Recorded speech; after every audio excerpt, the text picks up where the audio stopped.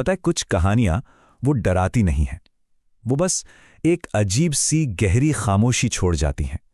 आज की जो कहानी हम सुनने वाले हैं वो बिल्कुल वैसी ही है। हाँ, क्योंकि इस कहानी का जो असली डर है ना, वो चीखों में है ही नहीं। वो तो चीख के बाद जो सन्नाटा होता है उसमें छिपा है।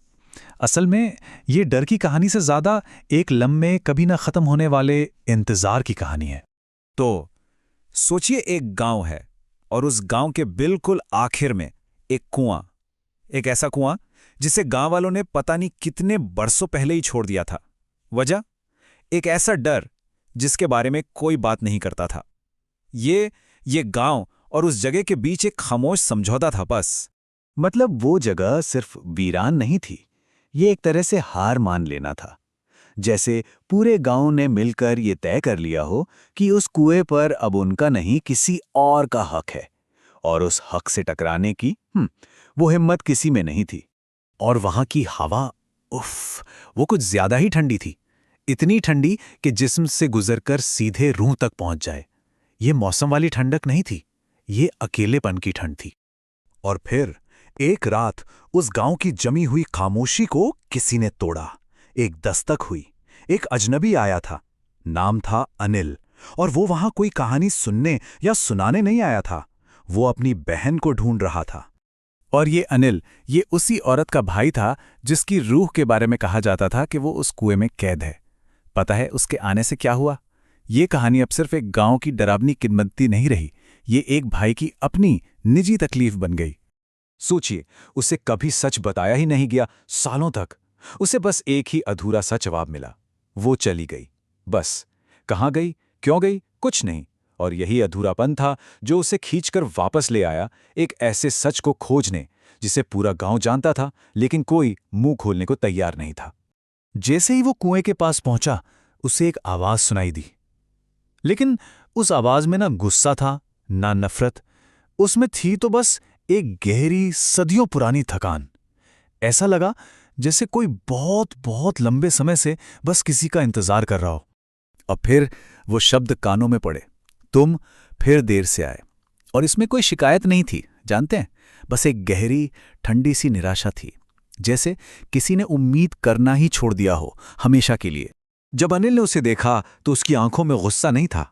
वो आंखें, वो तो बस खाली थीं, बिल्कुल खाली, जैसे एक लंबा, कभी ना खत्म होने वाला इंतजार आंखों की सारी रोशनी ही पी गया हो। और बस यहीं से कहानी का वो सच सामने आना शुरू हुआ जिसे सबने मिलकर दफना दिया था। तो जाहिर है पहला सवाल मन में यही आता है कि क्या उसने अपनी जान खुद ली थी? क्या दुनिया के जुल्मों से तंग आकर उसने ये कदम उठाया था? नहीं, जवाब था नहीं। उसे किसी ने मारा नहीं था, उससे धीरे धीरे, बहुत धीरे धीरे अकेला किया गया था। ये किसी एक पल का फैसला नहीं था, ये तो सालों की खामोशी का नतीजा था। पूरे समाज की खामोशी उसे खींचते खींचते उस कुएं तक ले आई थी। सारी कहानी शुरू हुई थी एक रात से, उसकी शादी की रात, जब वो लड़का जिसने कस्में खाई थीं भाग गया। पूरा गांव ये सच जानता था, लेकिन सब चुप रहे। बस फिर क्या था, धीरे धीरे कुएं के पास बैठना उसकी आदत बन गई, और फिर इंतजार ही उसकी पहचान बन गया। और तब जाकर अनिल को समझ आया कि उसकी बहन किसी को मार नहीं रही थी, वो तो बस लोगों को रोक रही थी, ताकि वो भी बस एक पल के लिए उस अकेलेपन को महसूस कर सकें जिसमें उसने अपनी पूरी जिंदगी गुजार दी थी। ये बदला नहीं था, ये अपने दर्द को बांटने की एक बहुत ही हताश, एक खामोश चीख थी। और तब अनिल ने वो बात कही, शायद वही एक बात जिसके इंतजार में वो रूह सदियों से वहीं अटकी हुई थी। उसने अपनी बहन से कहा, अब मैं आ गया हूं, अब और कोई नहीं आएगा। कहते हैं ना कि अगर कोई आपकी बात सुन ले तो जाना आसान हो जाता है। और जब अनिल ने उसकी अनकही बात सुनी तो जैसे सालों का बोझ उतर गया। आखिरकार किसी ने तो उसकी खामोशी को सुना था, उसके दर्द को समझा था।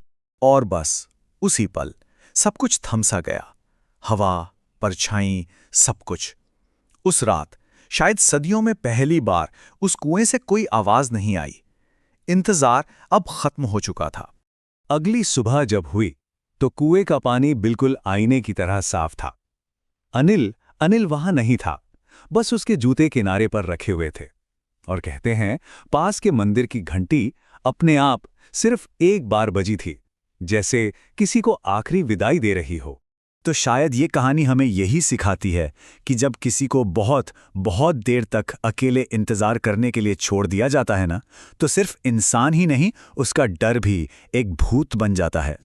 शायद सबसे गहरा डर अंधेरे का है ही नहीं, सबसे गहरा डर तो खामोशी का है, एक ऐसे इंतजार का जिसका कभी कोई अंत ही ना हो।